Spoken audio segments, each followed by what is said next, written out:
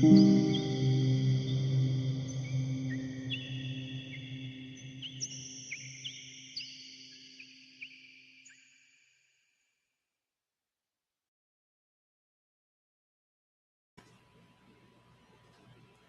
evening, everybody. Good evening, everyone.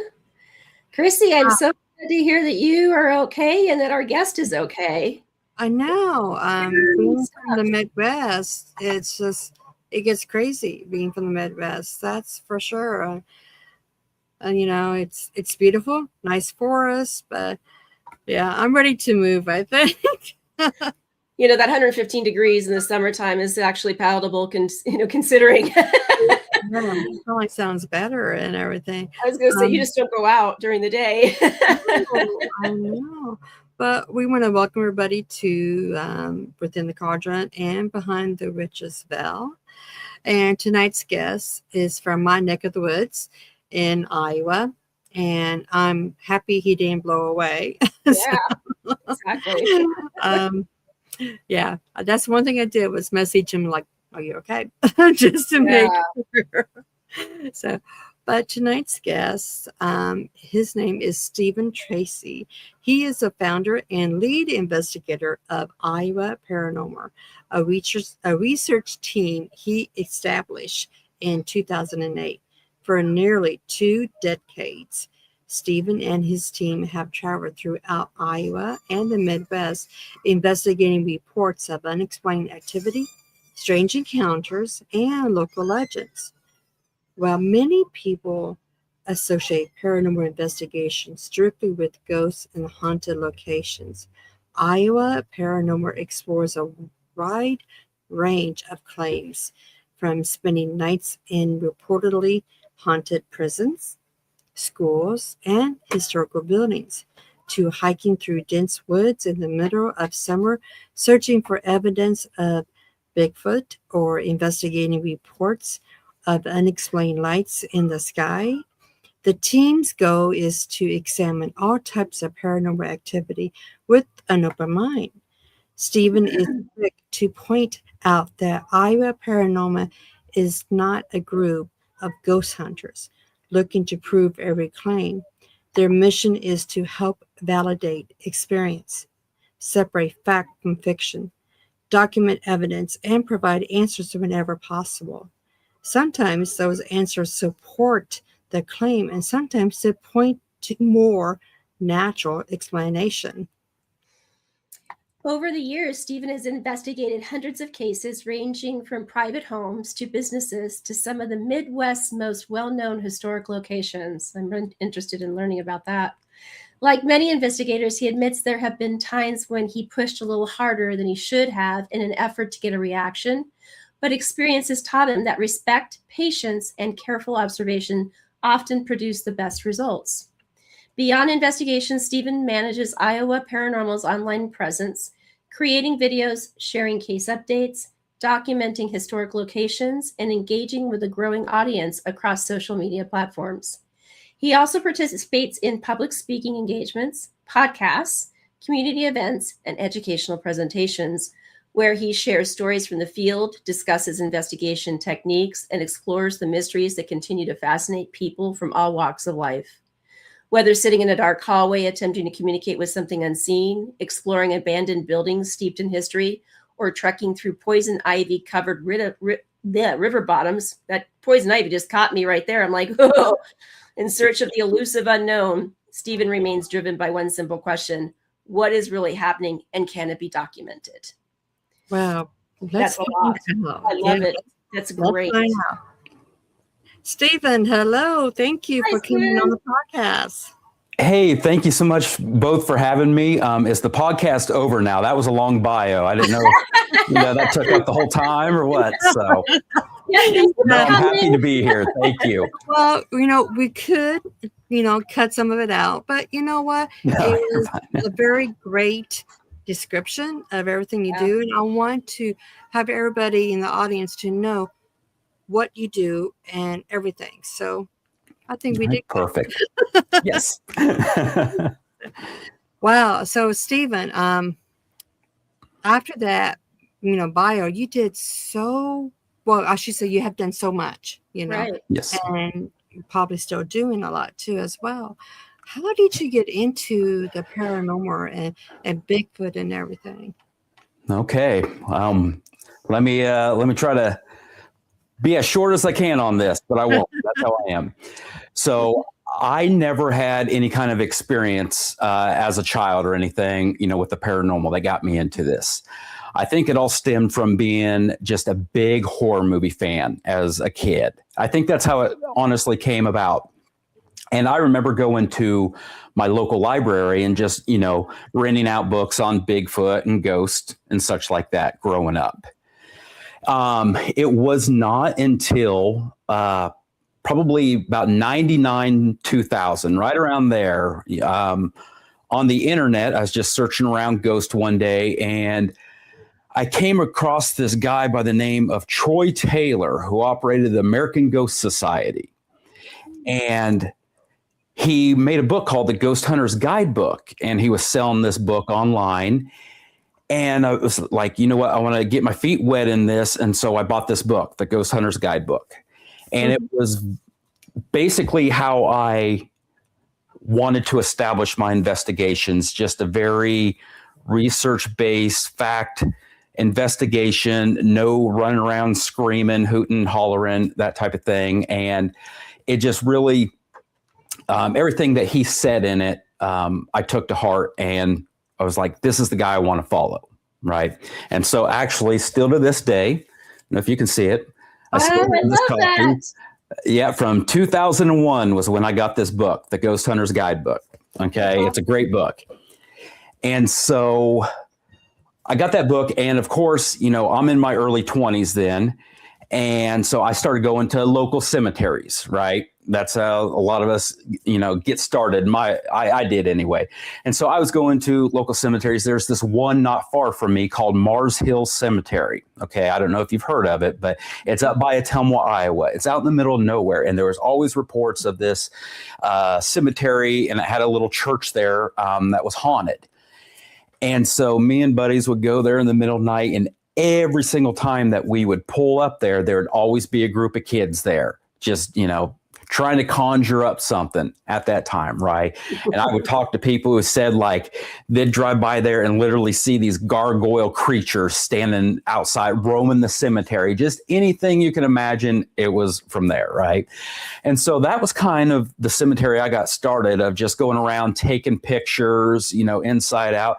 And in the church, you move the podium out of the way. People were in there doing, there was pentagrams, different candle wax and stuff, whatever they were doing in there and stuff. But I would just go out there, take pictures. And I remember, like, one time, I probably still have the picture somewhere. I just took picture out the tombstones there. And there was a damn stupid little white speckle on the picture. And so I'm thinking, that's an orb. That, that's, we've heard all about these damn things. It was an orb. And so at 20 years old, I'm thinking, man, I captured something amazing, right? Obviously now my feelings have changed over the years on something like that. And I can't take this picture out to the world and say, look, I captured a ghost. That's my opinion. Okay. So, but that's how I got started, going to cemeteries and such. And it went like that for several years until 2004.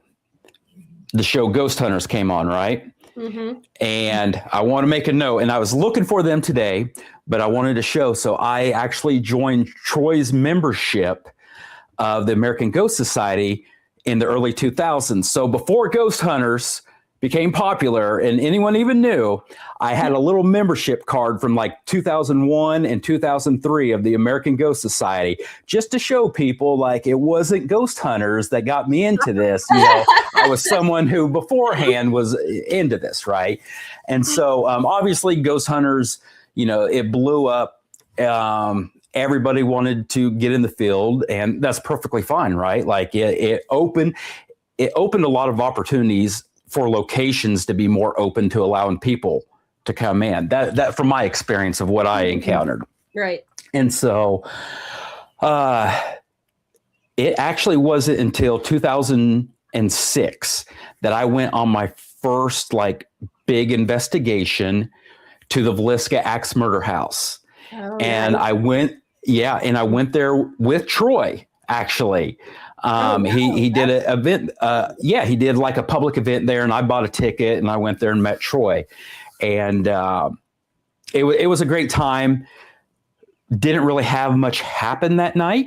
Just the atmosphere was more like, oh my gosh, this is my first really big investigation. This is amazing. Had a great time.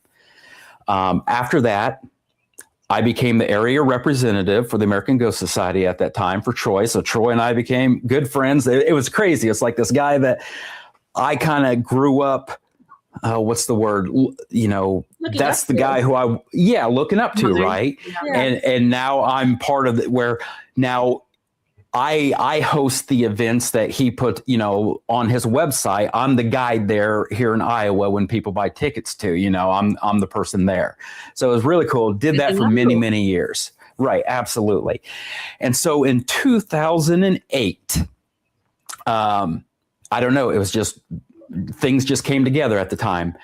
My wife and I were like, you know what, let's start a group. Let's just get our feet wet. Let's just start slow. And the place I was working at the time, there's a few guys that I kind of mentioned about the paranormal, and they were into it as well. And so October of 2008, Iowa Paranormal was officially formed. Oh, it's incredible. And so I will basically stop there about how we got started. We can get in more details, investigation and such, but 18 years later, we are still doing this. Excellent. Yes. Well, and I have to agree with you too, because, most people go, oh yeah, you're a medium. And what was your, I always say I had my little pinky toe in the paranormal world, even though I wasn't really practicing back then. But the TV show that I gravitated to was well before Ghost Hunters. And it was actually a British show called Most Haunted. So I remember that. Yes. Yep. And it was absolutely. in the 80s and 90s. And so it was, well before, Jason Hawes was out there. Was that the guy who was like, "Thank you, Sam"? Would always say that to the spirit he would be talking to, and I remember that. Yeah, very. Rest in peace. He's gone. Yeah. He was very, very respectful. I remember seeing that show. That was probably one of the first shows I've seen too. Back in the day, as well. Stephen, so your team. Now, you have 3 members of your team, or do you have more? So over 18 years, right? We have, what's the analogy I'll use? We've gone through members like we go through toilet paper. That's how it feels. No, okay, that's just right. I mean, that's it. My wife, I, and one of our investigators, Patrick, we were 3 out of the original 4, and we are 3 out of the 4 of us are still, 18 years later. We, members have come and gone. Just life, right? Life gets in the way. Kids get, I'm not going to say kids get in the way. I about slipped up there. That sound bad, right? But no, people have kids, everything gets busy, and people come and go, and, that things just happen. So. Yeah, I've been there. I got 4 kids and 11 grandkids. Yep. So I know how busy life can get. So I know I was reading from your site. Let me see. Or was it Yellow Park? Was it Yellow State Park? You saw Bigfoot? Or no, Yellow State. So Yellow State Park is up by Dubuque, and there's just been a lot of Bigfoot reports. That is one place that we are going to later this year. We have not been there yet. That is one of our anticipated investigations. So another thing you have to remember, 2008, right? When I started a website, it was on what was it, like Yahoo GeoCities or something like that, some old program. I used that damn thing up until like 2020 when they finally shut it off. They're like, this damn thing's so out of date. And so when they just shut it off, I was like, there's no way I can restart a website again. I had so much information, so many files that are now long gone, lost. no. And it was depressing. It was like, what do I do now? And so the new website that you see, if you go to iaparanormal.com, it is in the works. It is currently being revamped. I am working on trying to recover old files as much as I can to get some of those old investigations back. When we started some of our early investigations, we were lucky in the sense of we got really great activity starting off. And I hate saying that because a lot of you're a new group and you want to be excited and you want to think this and that, and every noise that you hear is something paranormal, right? But there were some things that we were able just to collaborate and see with our own eyes, and just so many multiple witnesses that we got spoiled early on. We really did. Well, when you do go, I have to tell you, I have a friend that she lives in New Mexico now. She did a book on inviting ET, and we had her on probably last year to talk about UFOs and Bigfoot.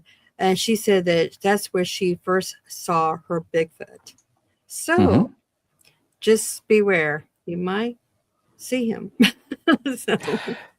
Well, I will say this, that whenever you all want to have that conversation, if we do it on another podcast or such about Bigfoot specifically, I have a location that we went there looking for Bigfoot 17 years ago, and we still go back to that same location to this day because of every kind of activity we have witnessed out there. So. Oh, wow. That would be interesting. And yes, of course, we will have you back because, like I said, we love our Bigfoot too. Right. Yep.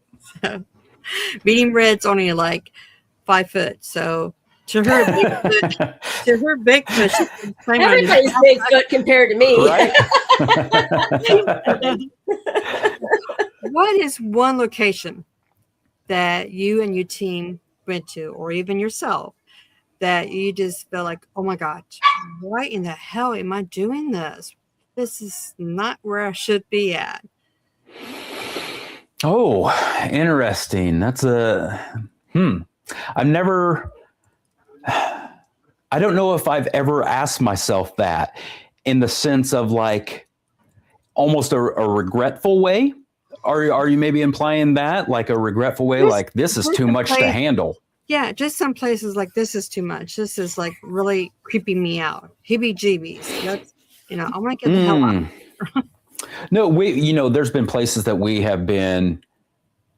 I don't want to say scared, but I look at it like the element of surprise, right? So if we're in a location and I see a full body apparition from 40 feet away, I'm going to initially, oh shit, what's that? And I'm going to, maybe be in shock for a moment, but try to go that way. Where if I walk around the damn corner of that place and there's something right there, I am going to the restroom to change my underwear. Right? That's just that's facts. Like, so there's a element of like, when you say like worried or scared or just kind of like what's going on. For me, I don't think I've really had that feeling of a place, but just the element of surprise of one of them places be like, yeah, that place scared the shit out of me one time. Just, I went around the corner and there's something right there. Yeah. Oh, wow. So I just have to ask, sis, have you ever been to a place where you had to change your underwear? No. I have to say, to his point, where one place that I went to do an investigation, I had been there a couple of times. I think this was the second time I went. I was doing an Estes session, and I was sitting in an old chair, and everybody was in like command central, like they had set up this room in the back, and so I had no contact with them, and they were asking questions actually over a walkie-talkie. And again, the Estes session method, you're blindfolded in your noise canceling earphones. I literally, and I guess I can't remember. I think I had my hair kind of like this.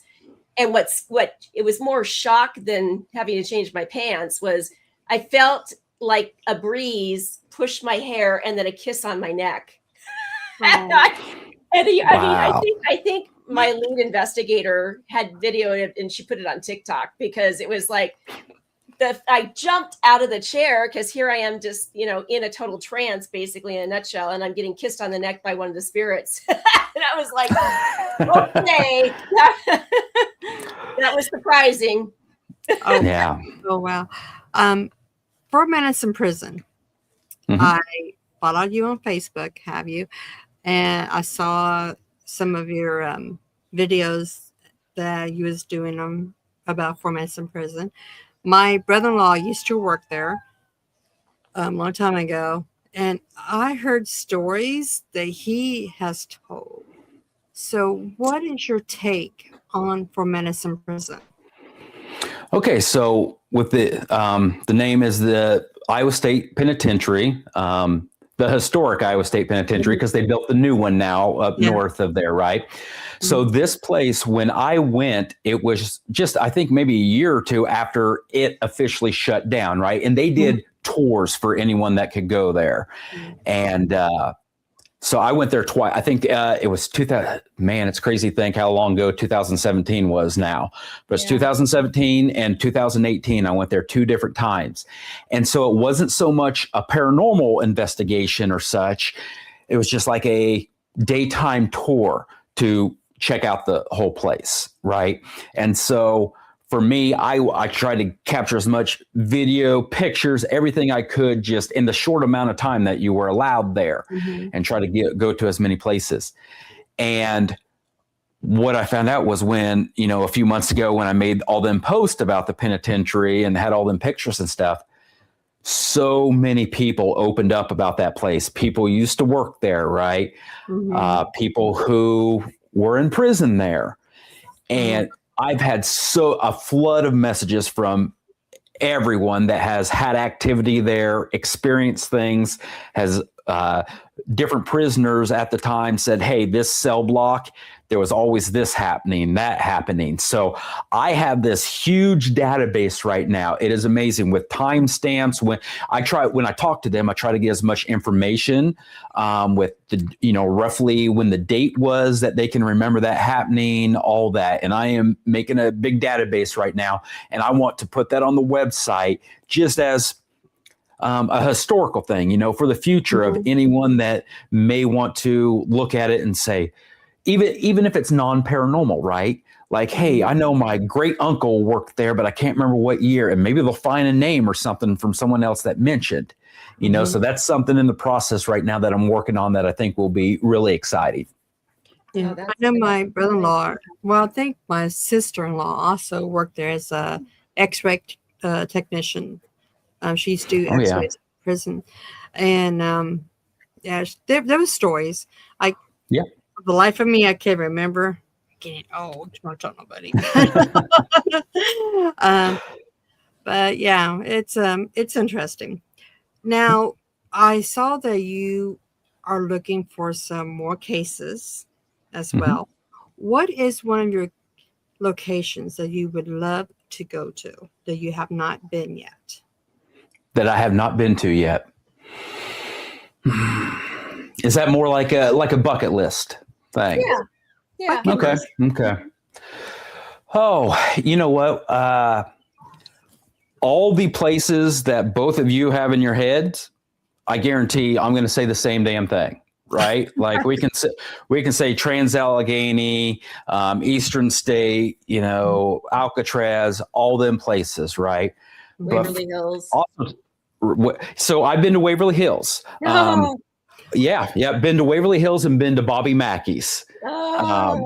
Yeah, absolutely. Did our own private hunts there years ago. It was just crazy, insane. I mean, it was just the place being massive. But I look at it this way at times too, as like a bucket list place, right? Would be, we could talk about these massive locations, these huge prisons and stuff. But man, for me, how amazing would it be a bucket list of just a small little farmhouse that when I walk in that place, a damn couch is being thrown at me, right? Right. Just anything like that.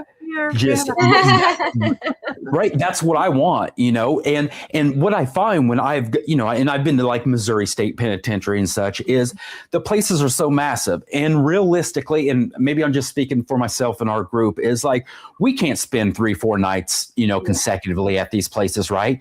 And so when you go to something this massive, you can hear the stories about a certain cell here and there, but you also want to explore as much of that place as possible on that night. And so honestly, I feel like it's hard to pinpoint. Yeah, you get lucky on some possible activity, right?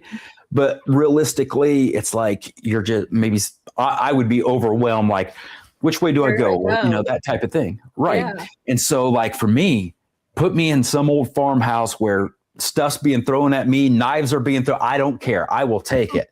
Just that for me would be like a bucket list thing right there. I like the locations that are, basic. I belong to another team that does, buildings that have never been investigated before. Mm-hmm. And those are, to me, they're like priceless gems. I mean, absolutely. Where you have the entities where they have not, again, knock 3 times, Yeah. Yep. They're like, oh God, not another one of these too, but I love the buildings that are not, that are basically not visited, and you get so much pure energy and pure evidence. It's just incredible. So for sure. Just like the farmhouse idea, essentially. Yeah. Absolutely. You really do. Even in some of the old cemeteries, that's like you were saying, that's how you start out. And my daughters and I, we love just going to the cemeteries. We just went to the Black Angel up in Iowa City. Oh yeah. And she's beautiful. She's very emotional, but we went there. I can tell you a whole bunch, but it's not about me. So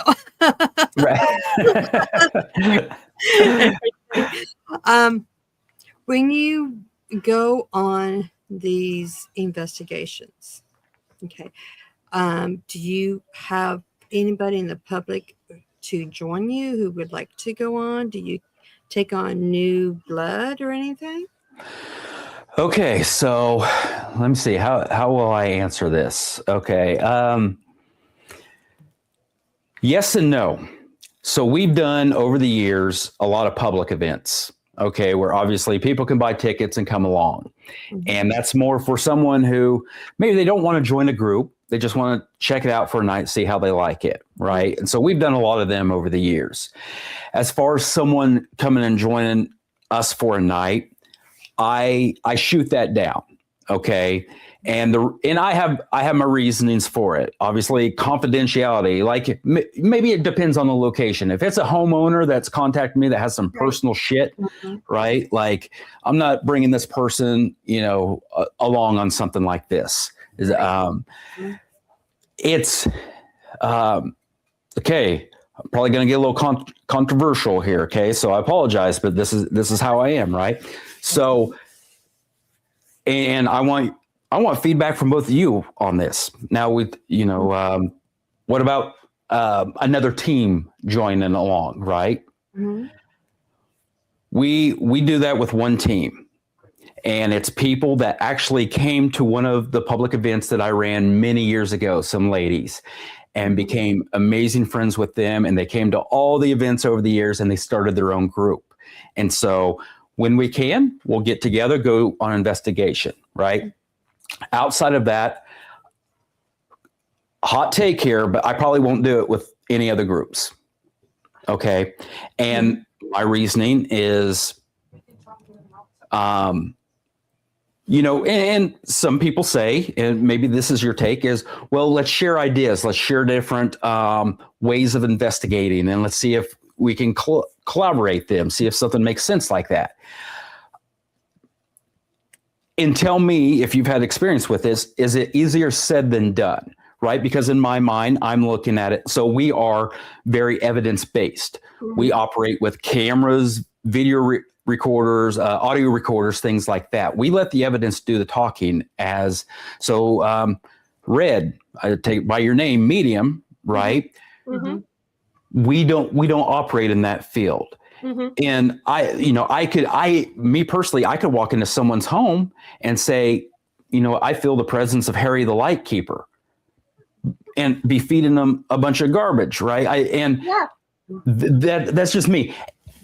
One of the reasons why too is back in 2009, this lady called us and had an investigation. She had some stuff going on in her home, and these were in our early years. And she goes, "Hey, I have a lady friend who is a medium. Do you mind if she comes along that night with me there?" Right. And so we weren't big fans of that, but we said, you know what, we're going to test her that night. Okay. And so obviously that night we're all sitting around the living room and we just kind of nodded. We knew this was the time. And I said, man, there's something like grabbing my leg. I feel something tugging on my leg or such. And I'm full of shit at this time. And that lady goes, oh yeah, there's this little child right now that is pulling on your pant leg. And so, and maybe that is part of the reasoning why these days, right? That absolutely threw us for, like in our minds, that justified how we felt about mediums in a sense, right? And believe me, I know there are mediums out there that are 1000% legit. I have no doubt about that, right? But I'm very, I look at it this way. What if we join up, with a group that has a medium in it, and our thing is maybe we want to sit here and for 5 straight hours and just let the evidence just run, and we're just sitting back, or maybe having a casual conversation. And what if this medium every 3 minutes is saying, hey, I feel the presence of this person or that person, right? We can't conduct the investigation we want to.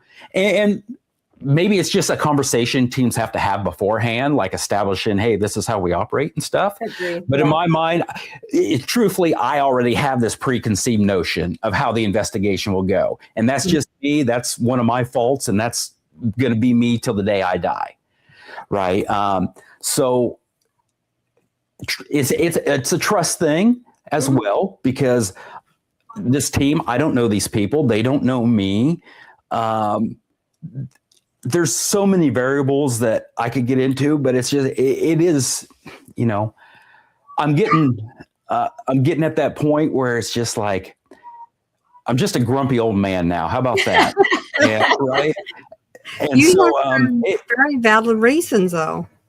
Well, and it's not, it's not to be an asshole. Truthfully, it's not to be an asshole, right? It's just we've been stuck in our ways for so damn long. How about that? And it is hard. I am not a big fan of change. I'll be the first person to admit it. So, well, and to the point, Stephen, I have to say, there are. Look, I say this gift is a curse and a blessing at the same time.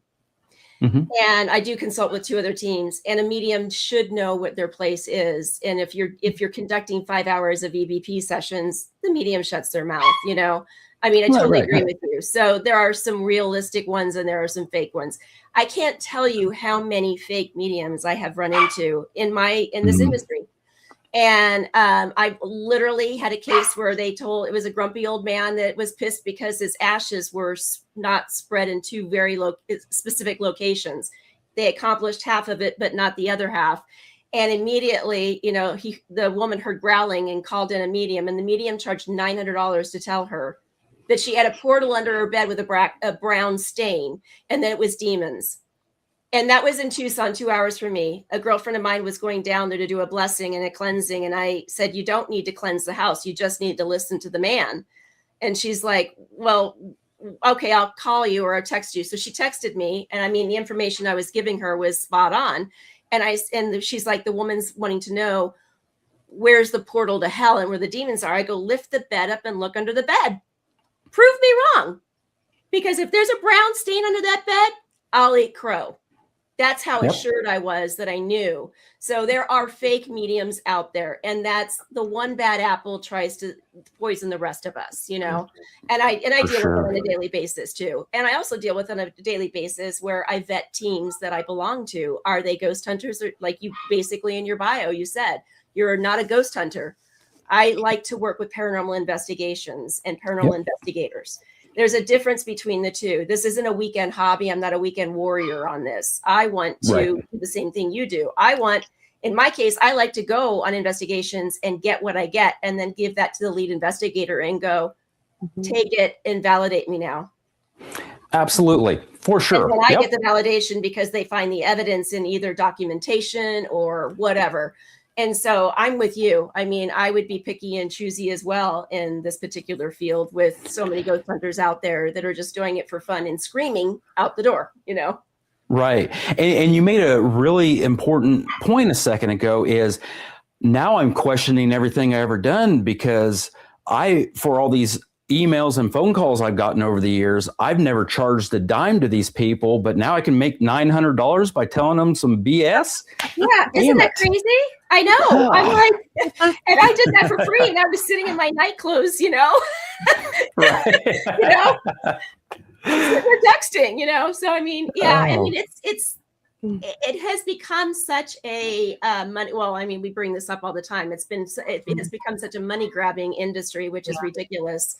And corporate run buildings, you know, obviously, is it the Villa Ask building that's now corporate owned? I can't remember. We were talking about the other night, or was that the Lizzie Borden house that's corporate owned?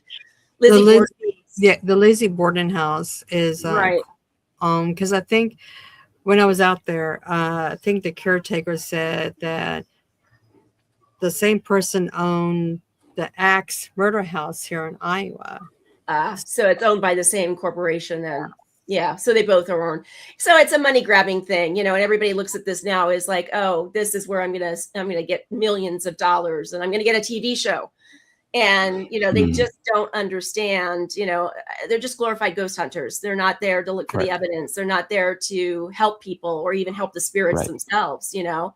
Yep. So, I mean, once I told the woman, you know, when I asked her about the ashes, you know, she's like, well, yeah, part of them were because the husband told me, I gave you one task and you effed it up.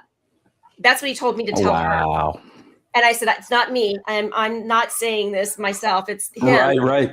And I said, so what's with Cleveland, Ohio and Tucson Tucson had gateway pass or something like that. And she's like, well, I spread them there, but I didn't send them to Cleveland because I was worried about how to do that, you know, to send them to the sister. And there was a playground that he wanted them spread at because that was a very joyful memory for him. And I said, well, where did you put them? And they said the vegetable garden in the backyard. I'd growl too. I'd be pissed. I said, well, you better get some dirt and send it to Cleveland. Otherwise, he's going to be continually growling at you. Yeah. Well, you know, that's what I said, Stephen. You had some very valid reasons. I mean, yeah, right. Minred has said, I have been to the Lizzie Borden house in 2024, where my son was like, Mom, go do your thing. I'm like, no, I'm not going to do anything. I just want to relax, you know. And we had this young lady in probably early 20s.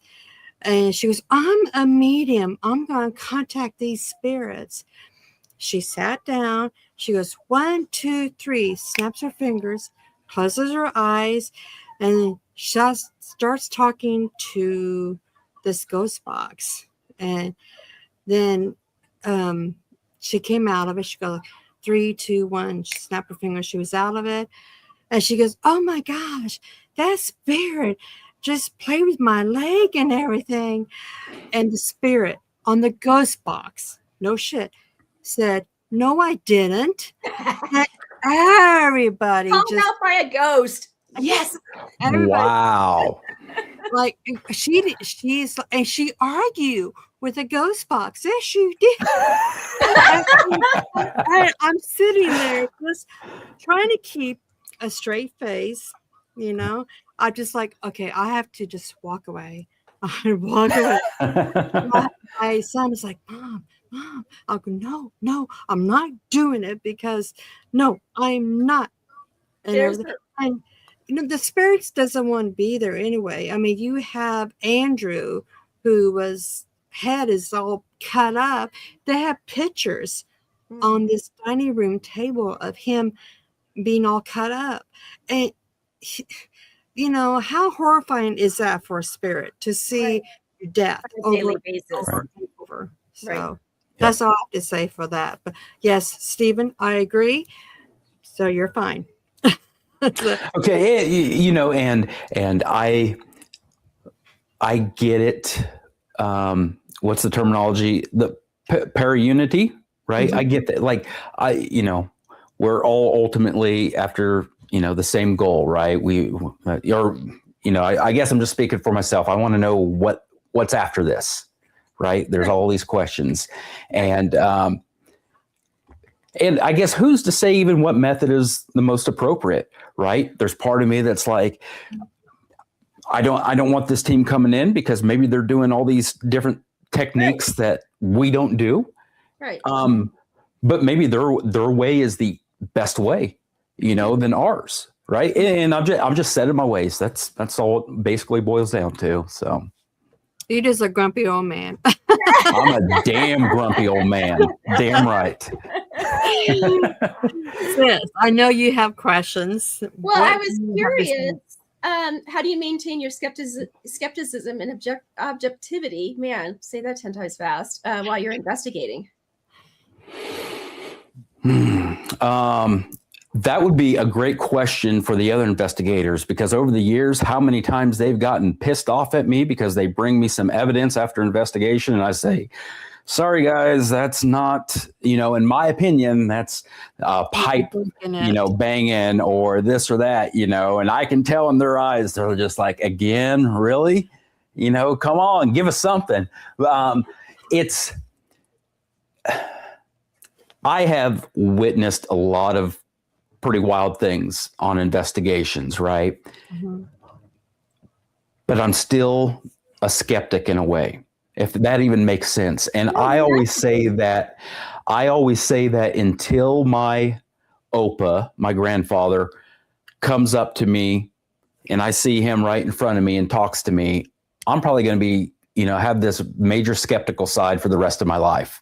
Mm-hmm. I have to have a deceased loved one of mine come up. I have to be able to see them, I think, is the only 100%. I've seen the figures walk through walls. I've seen manifestations of different things, all sorts of stuff. I've heard voices, everything. But there's still some skeptical side of me that it's weird maybe I'm sounding hypocritical. I don't know, but maybe it's more just what really is there after life type of thing, and so I really feel that I'm going to always have a skeptical side until that moment happens with me. Mm-hmm. Well, I think you have to. You really do. Yeah. Because again, there's the paranormal entertainment out there that people watch, and unfortunately, that's what they think. That's what goes on in normal investigations, and that's the farthest thing from the truth. We all know. I mean, like you said, most of these buildings are taken over for a week or 2 weeks at a time, and they're there every night to get the evidence that they need for a 30 to 45-minute show. Yeah. And, ghost hunting and paranormal investigations, etc., is boring to a certain extent. It doesn't just you don't walk in the door and they go, oh, they're here, put on a show, Right. Absolutely. And, I wish people that aren't investigators, that don't do this a lot, realizes like the sacrifices we make to do this, right? I have a lot of regret from the early years. So when we first started, if a person called me, if a lady called me and said, hey, my cat is staring in the corner, you know what? I took on that damn case. My ego, I wanted every damn case there was. I wanted to be booked every weekend, going here, going there, all that. Like I took on any case. And by doing that, I feel now like I lost a lot of family time with my kids when they were younger. Right. And it's something people don't, I drive to a case 5 hours away from here. Mm-hmm. And and I'm sure both of you possibly had this, is when it's 3 o'clock in the morning and you're in a room dark, right? Mm-hmm. And nothing's happened. For me, I start questioning myself at times. I'm like, what am I doing right now? Right. Like what, and then I have to rein myself in. Like, what is it? This family needs help. this family needs help or this person needs answers, right? I have to rein myself back in and realize that. But there are times where you're just exhausted and beat from this. And, when you're somewhat, outside of our public events that we've done, we don't charge nothing for investigations, at all. We go wherever it is, help whoever we can. And, it does take its toll on you, especially as you get older. I mean, when we first started, I'm in my late 20s, early 30s, and we're just hitting it hard. We could all night long be up, go home, no problem, right? These days, it's like, shoot. And with that being said, it's like, our jobs are early morning hours to afternoon, right? And that was another thing through the years is on investigations, our hours get reversed from what our regular life is. Right. Right. And so it messes with your head internally, all that you are now flipping the script for a few days, and come Mondays, those were the worst, right? Going back to work and you're just completely exhausted. Right. And so, it's a lot of wear and tear on your body. It's a lot of work, lot of work. And too, it's like, think about this, is I get home from an investigation. We have too much damn equipment. I'm going to say it.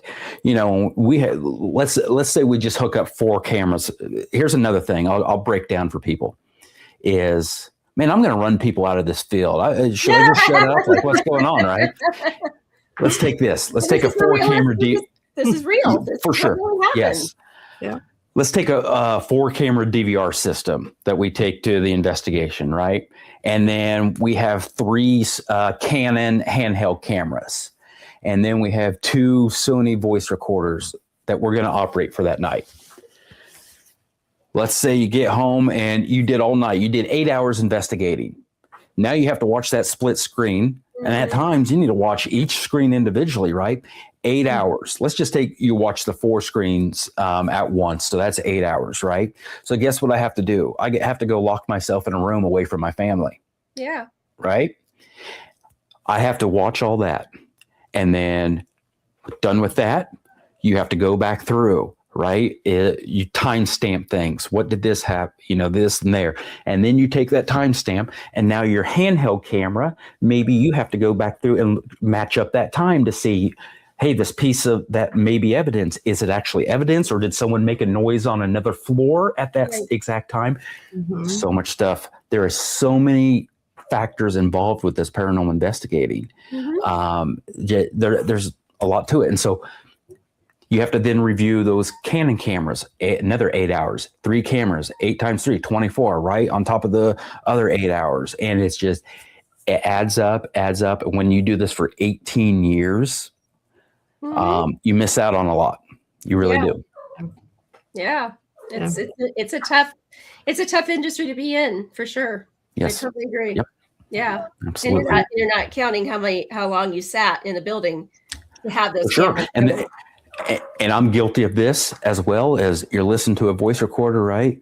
And all of a sudden and you come to and you're like, shit, now I have to go back because how long have I been out? It might have been only a second, but shit. Yeah, exactly. Yeah. Oh yeah. I've been there. So I think we all have. Yep. One thing that we do ask is Jason Hawes, the Conjuring House. Okay. He is going to get it, I think, for sure now. What is your thoughts on, is it okay, you think, that Jason gets it, or do you think otherwise? I don't even know the situation. Oh. I maybe occasionally seen a post or something, but I think well, fill me in on it, and I'll give you just my initial reaction on it. Sure. Medium red. You do. The Conjuring House, it was owned by a woman who I believe bought it. I believe she bought it from another woman before that, because it wasn't the Perron family that she purchased it from. Right. I guess she does have some mental health issues, and some things have gone down that I'm not privy to. Anyway, the house went into foreclosure, and Andrea Perrone reached out to Jason Hawes to ask him to help salvage the place. He was never going to throw his hat in the ring to begin with. He wanted to save it for her, and he wants to set it up as a place that everyone can go into, everyone can investigate. It's affordable for everyone, even to the point of even perhaps building another building on the property that would be an education research center so that people can utilize it for their investigations, to get information, etc. And then I think was Eldon Castille came in, and he's the one that bought the deed off of the bank. So he's in possession of the mortgage, which just essentially means that the monthly payments go to him because he's the one that bought it. It took it off the auction block at the 11th hour, and now he has the deed. There is a I guess a documentation or a paperwork that apparently Jason has had signed by the woman Nuez or whatever her name is, so that he'd be the owner. And he has done a GoFundMe page where everybody has donated, where everybody will be paid back that money, and he's going to take that money and put it into the house to buy the house, buy the bank note, essentially. Right. So, you know, a lot of people are up in arms because you have the team Zax, you have the team Jason, you have the team Matt Rife, the team Matt Rife and Matt and Eldon Castilla. So, you know, of course, you know that those two are the ones that bought the Warren house, and they've made it. Yeah, I've heard. Yeah. And that's unattainable for common folk to be able to use, unless you're a YouTuber, TikToker that has the followers and the money behind you to go into it. You're basically, you and me are excluded from that monetarily wise to be able to go in. So there's a lot of uproar in the paranormal world because of the fact that, you know, these buildings should be open to the public in order for them to be investigated. And it should be something that is attainable monetarily wise. There is a monetary value that's placed on it because of the fact that you need to be able to keep the money to keep the building running, obviously. So we always ask everybody about it, to ask them, you know, what's your thought process on Jason doing this particular, you know, buying this house, wanting it to be open to the common folk, having a research center on property. Oh, goodness. Let's see. How do I answer that? Just initially based off what you told me, right? Is maybe I'll try to do another hot take here. Maybe I'll try to do another unpopular opinion or such. Is number one, vote with your wallet, right? Just, you know, don't show up. But also too, it's like, and if I'm off track here or out of line, let me know. Is it all right to, how do I say this? Is it all right to have someone own it who's going to make it affordable for us? Does that make sense? Based off what you're saying? Yep. Okay. How do I say this? I'm not concerned about it. I really ain't. Whoever owns it. Guess what? There's a million other places I'm going to investigate. Okay. I'm not right. I'm not going to lose sleep over it. If all these people, rich people, influencers, whatever, wants to buy these places up and charge a massive amount, so be it. Let their cell phone app, YouTube guys go in there and do the same shit, whatever. I'm not, you know, and again, grumpy old man. I'm over all that shit, right? I just want to do my own thing. And as I get older, my beliefs and my thought process and such has changed on a lot of that stuff. It's okay. Well, let's take just for example, Waverly Hills or Missouri State Penitentiary. Let's take Missouri State Penitentiary. When we went there, if I remember correctly, it was $1,000. Okay, $1,000 to go there. That's a lot of money, right? Now, these other places that you're talking about, are they charging that much, or are they charging more? Are they charging $2,000? But with that $2,000, are they allowing 20 people in there, which will be $100 per person? I think that's affordable, right? There's, again, I'm one of them that just, I have to look at them variables like that and see a huge amount, but what all is involved with that. And that's about all I can say on it without having all the facts. You know, it's just I'm just spitballing some stuff right now, and just, you know, based off what you're saying. Right. You know, so yeah, I just let them do whatever they want to do. You know, we've got places here. You got places in Arizona. You know, there's always, and correct me if I'm wrong, I'm finding too, just based off what I see occasionally, is more places are opening up. Yeah.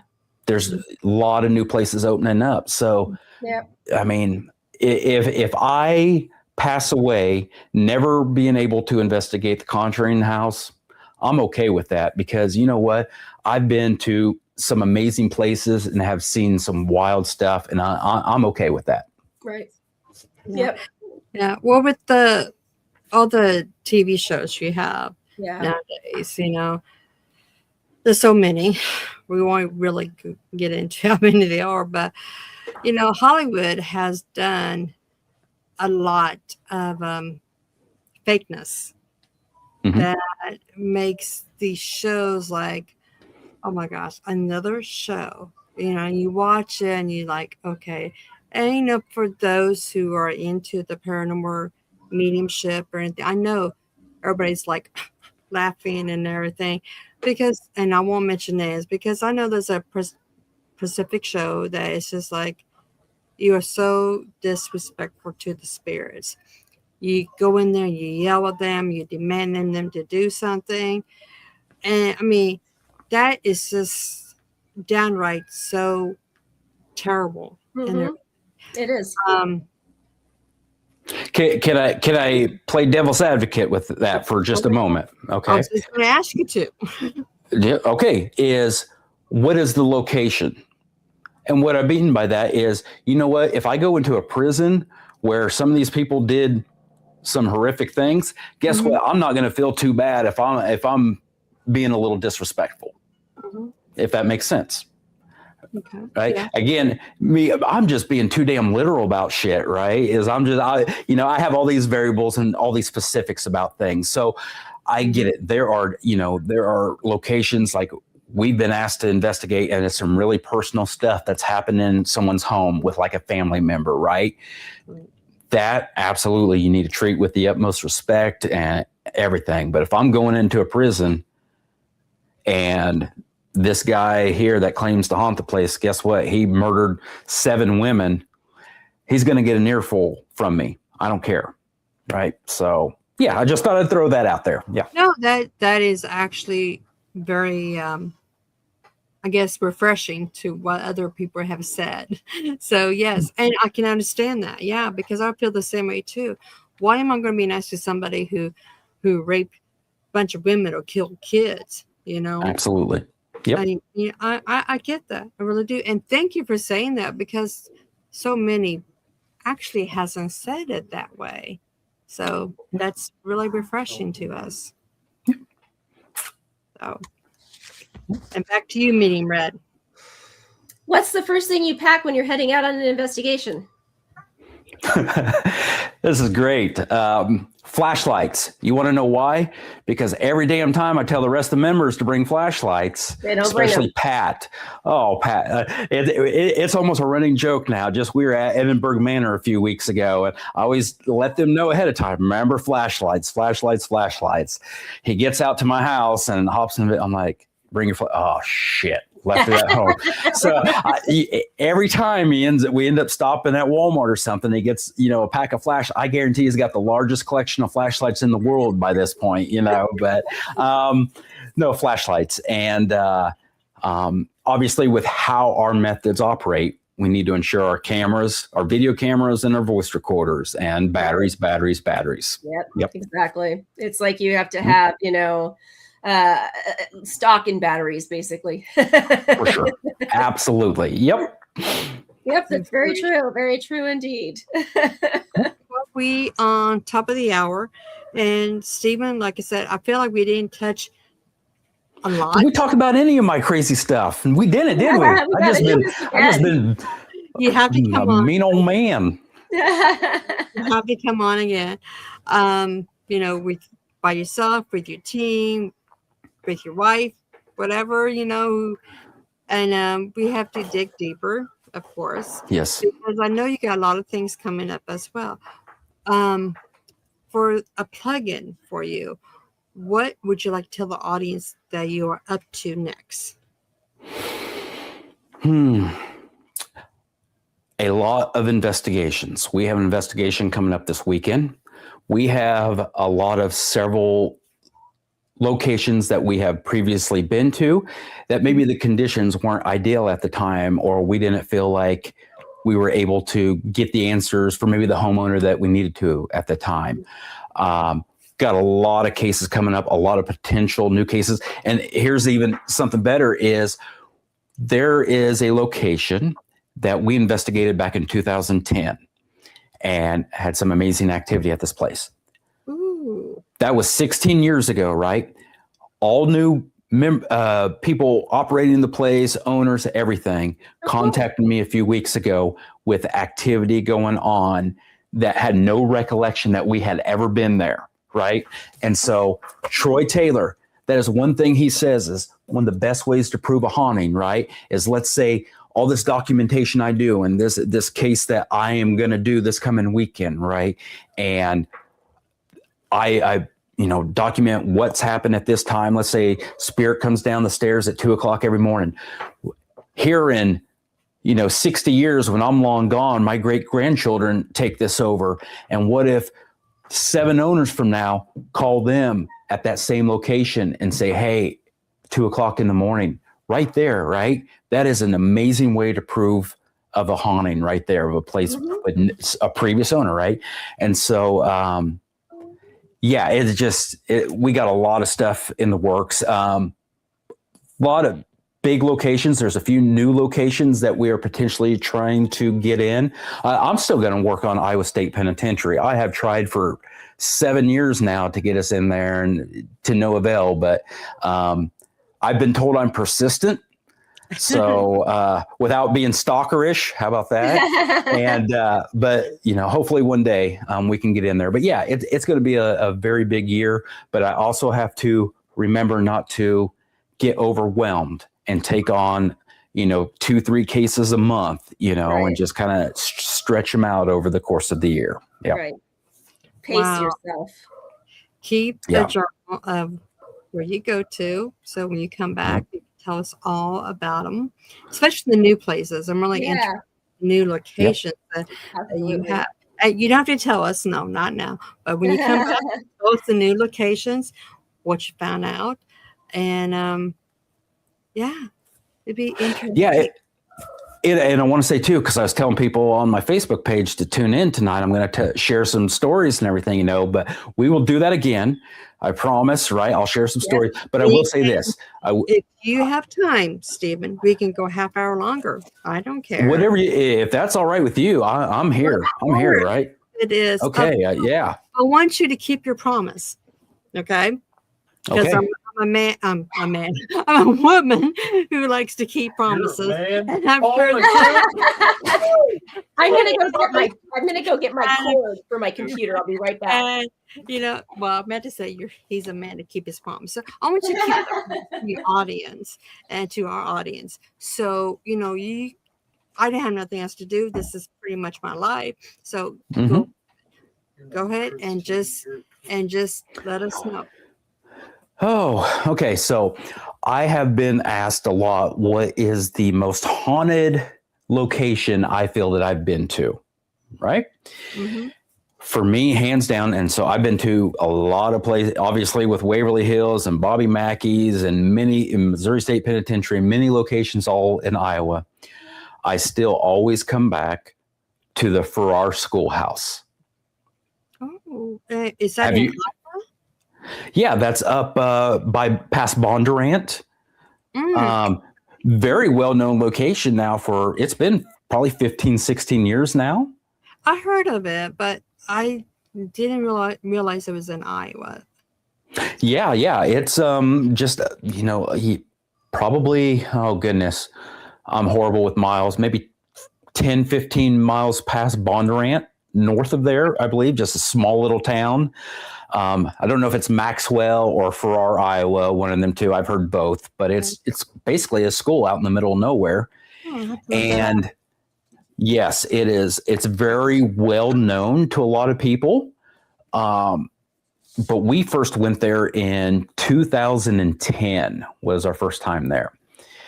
And nothing happened that night. It was just one of the nights. It was a new location. Nothing happened. And so we tried it again a year later in July of 2011. And Red, can you hear us? I can, yeah. Sorry, I had to get my cord. My computer was dying. No, I was just letting her know, just to touch base with you on it. Like, I get asked a lot, like, what the most haunted location I've ever been to at, with the most activity. And I say it's I was on YouTube for the 15 places of the haunted locations in Iowa. That's where okay, yeah. Okay.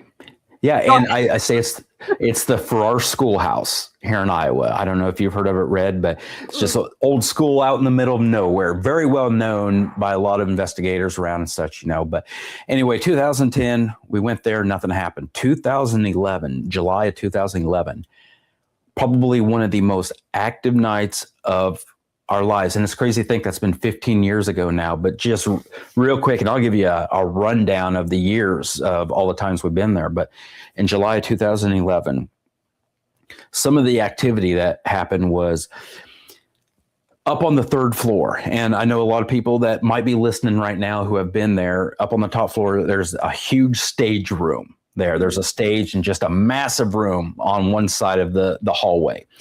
Back then, there was actually walls that were put up that instead of that one large room there, that stage room, it was actually like 4 smaller rooms, which I liked at the time because it gives you more places to separate people, at that time instead of one large room, but 4 small rooms. And there was an opening along the west side of all them walls that you could walk room to room to room, all the way up to the stage.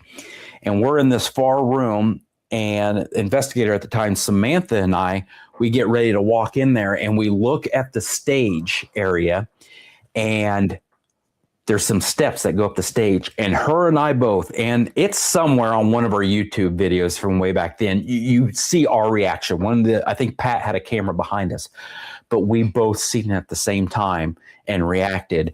There was a figure right there on the stairs, and it looked very like a TV, them old wavy kind of TVs, how it kind of looks like. It looked like that, but it was a full body, manifestation, and it just literally went out the wall.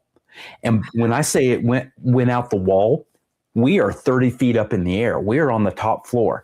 Whatever this thing is, if I was able to go through a wall like that, I would fall 30 feet to my death.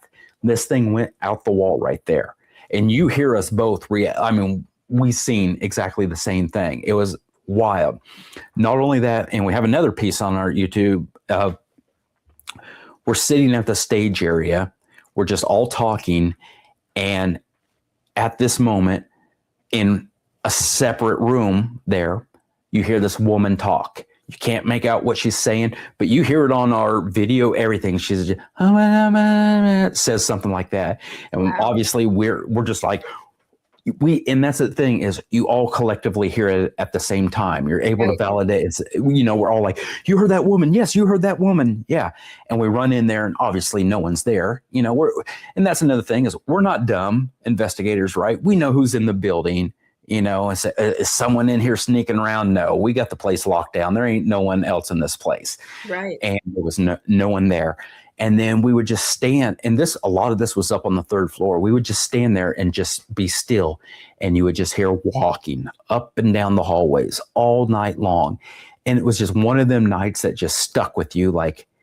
And I think and it was hot, middle of July, and some of them abandoned places, how, you just a sweaty mess in the middle of the night in them places, And I remember the activities happening, and we're just saying I would sweat to death for this activity. This is just absolutely amazing, right? Mm-hmm. So that Farrar has always stuck out with me. And over the years, I think just a few years later, we did a public event there. We had tons of people there. End of the night, probably 4:00 in the morning, still dark out, and there was one guest left, and so it was him and then the team up on the top floor. And there's a principal's office, steps that go up to the principal's office in the hallway, and we all look and we see feet, only feet, and they light up. You see nothing else of a body but feet walking in the principal's office, just light up, white feet. And it blows your mind. You're not expecting, to see something like that. I've never heard of just seeing feet like that, right? And so over the years, just so much stuff has happened. And real quick, in 2018, I held another public event there. Down in the basement in the boiler room, we were all in this room, pitch black, asking questions. And all of a sudden, I fell down and I landed on top of a person or two. Oh, wow. And I kind of came to. And this is one of them things that happen that isn't like physical seeing something right there in front of your face, but how do I explain this? I almost felt like I went through some sort of portal dimension thing, and I was able to see. There was probably, 10, 15, 20 people in that room with me. I looked around and there was no one else in there with me at all. I'm in there by myself. And I remember it just hit me, the realization that I am in the school all by myself. Oh shit. And it, like an overwhelming feeling hit me, and I fell down. I completely just crashed out and came to, and everybody asked me what was wrong, and I told them. And it had such a profound effect that, I don't know if you've seen this book. Richard Estep. Have you ever heard of Richard Estep? Yep. He wrote this here, Haunting at Farrar, wrote this book. He called me to do an interview. There is a chapter all about my experiences there at Farrar. And I talk about that moment there. It had such an effect on me that I've never had kind of, I don't know, is it out of body kind of experience or something where it just like your ears start ringing. Yeah. And I literally like it almost like I stepped through something, and I looked around, and everybody that was sitting in them chairs, everybody was gone. And I looked around, and I don't know if it was like a fear or dread, but I'm like, I am stuck here in this school. And I crashed out, and it was really strange. And so just over the years, so much stuff has happened at this school that I would rather investigate. If I had the chance right now, someone said, hey, Farrar or Waverly again, I would choose Farrar. Wow. By far. Yeah. It's probably smaller as well. Yeah, absolutely. For sure. For sure. Go back to what you said before, again, you don't have, 5 nights in a building as big as Waverly Hills to be able to collect the evidence that you want. So school is much easier to do, Right. Absolutely. And over the years, right. And some of the recent activity that we've had, we got the chance to investigate, and I don't know if we were the first team to investigate there. I think we were, but the historical Boone Museum here in Boone, Iowa. Okay. Mm-hmm. It was an old Masonic temple there. Okay.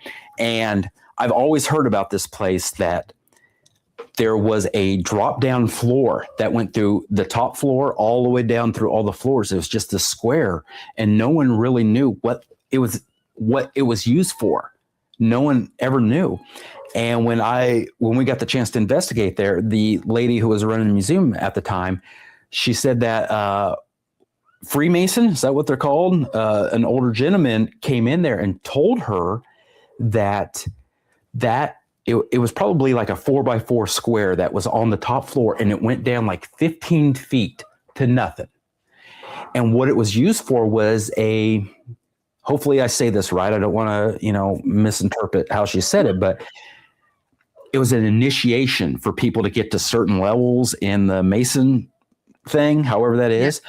But they would fill the bottom with dirt and put some sort of artifact down there, and they would lower someone in there and untie them, and they would have to find that artifact, and they would have to figure out how to climb out of this thing in order to reach that next level. Yeah, really strange. And you see all through there, all these black skid marks from shoes of them trying to climb up like that. Wow. Really strange, really strange. Amazing location, very big, all that. Well, anyway, up in the attic, it's a long hallway, And in that hallway is artifacts that they just don't have displayed yet. It's just full of all these artifacts. Patrick, Shay, and I are down at the far end of this hallway. And we're just kind of sitting there being quiet, just looking, right? And it's pitch black. Well, in front of us, about 15, 20 feet, we all look. And you hear us on video. Like, you seeing what I'm seeing? We see, and it starts lighting up. It creates its own ambient light. This figure right in front of us in this hallway that is blocking the door for us to get out of this damn place, right? It starts manifesting. And we're like, are we seeing this? And you see gray hair on this woman manifest right in front of us. And all of a sudden, she's rocking back and forth like this. And we're talking about this. You hear us literally like why is she doing this? Rocking back and forth. Before you know it, she is up, runs right at us instantly, gets to Shay's in front, gets to her face. And I mean, again, it's that element of surprise, right? We all just Pat, I love Pat. He throws a punch. He don't even know what's going on. He just throws a punch at whatever may be there, right? And this thing disappears right in front of us. So what we determined is when she was doing this, when we thought she was rocking back and forth, she was actually running right at us. Oh, wow. Happened. It was the craziest thing. And Shay, she was in front, and she said the only thing she's seen was right in when it got to her, huge red eyes piercing right at her, right before it vanished, before it hit her.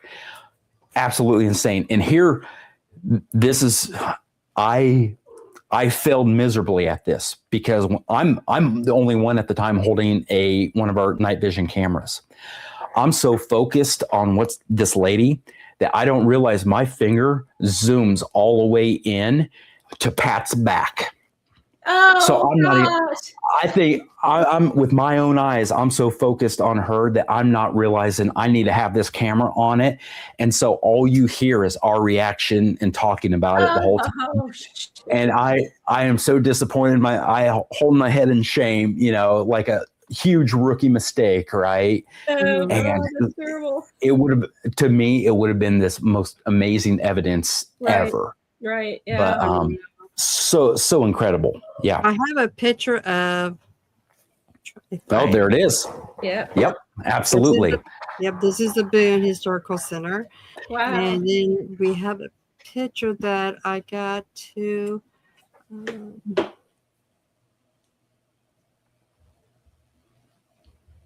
There. Wow. Farrar. That's That is Farrar. It is a big building. That top floor, the third floor Farrar is the most haunted spot I have ever been to. That third floor is just absolutely incredible, for sure. Yeah. That's incredible. Wow. That's crazy. Yes. Yeah. Yeah, and so many, I could go on all damn night about stories. We'll do it again sometime, but so much stuff that I've witnessed. And I almost there's a part of me that hates saying that, right? Because it's like, oh gosh, maybe it's just elaborating so much. Who gets to experience this much stuff in all this time, right? But again, we've been fortunate, we've been lucky. But again, I've experienced a lot. By experiencing a lot of that activity, I also sacrificed a lot. Yeah. Right. So, I mean, 18 years worth of, that's a lot of time to be doing this. For sure. Understandably. Yeah, absolutely. Yeah. Something that you love to do, that you like to spend a lot of time with doing, that you do have to eventually sacrifice a part of yourself too. It's hard, but and then you might have some regrets, but you only live once. Yeah. So. For sure. Yep. So, absolutely. Yep. Yeah. So, Stephen, once again, it was great, and thank you for those stories. Yeah. It gave us a chance to even look at those places, pictures, yeah, everything. Absolutely. me come on again, and you will come on again. Oh, I will haunt you when I'm passed out. Yeah, but when you do come on, hopefully hopefully you can have some pictures of your investigation so you can share with us. Yeah. I don't know how all this, I used to be all technical savvy with a lot of this stuff, but these days I'm just like, whatever, let other people handle it for me. So what I can do, I can send you some pictures, some video clips and all that. And if you're able, as we're talking next time, to put them on there for a moment. Absolutely. Yeah. She's pretty tech savvy. For sure. I don't mess it up. I have messed up before. Just no, she hasn't. But only one time. For everybody else in the audience, thank you so much for joining us this evening, taking the time out to listen to us with Stephen. And if you ever need somebody to come and investigate, even your location or another location, go to his website. You can contact him there. He has a Facebook, and he even has a YouTube channel that you can check out that I put down below and also in the comments. So jump over there, subscribe, and also subscribe to Within the Cauldron, Behind the Witch's Veil, sister podcasts, and like and share. And until next time, get spooky. Good night, everybody. Blessings. Stay behind David for a few minutes behind backstage, please.